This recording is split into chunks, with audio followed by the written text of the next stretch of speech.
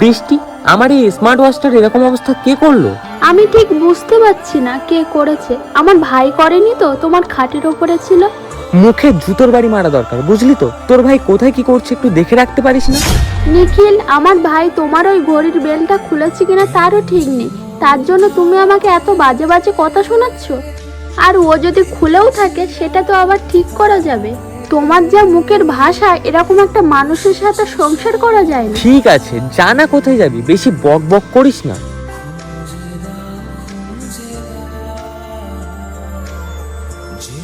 বৃষ্টি, কোথায় যাচ্ছ তুমি? আমার ভুল হয়ে গেছে, রাগের মাথায় তোমায় অনেক বেশি কথা বলে ফেলেছি।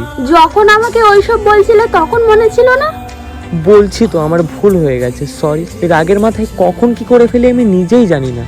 তুমি কি ভাবছো তুমি যা নয় তাই বলবে আর পরে এসে সরি বললে সবকিছু ঠিক হয়ে যাবে?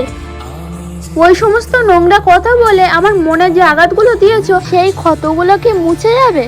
ভিডিওটি ভালো লেগে থাকলে একটা লাইক করে শেয়ার করে দাও প্লিজ।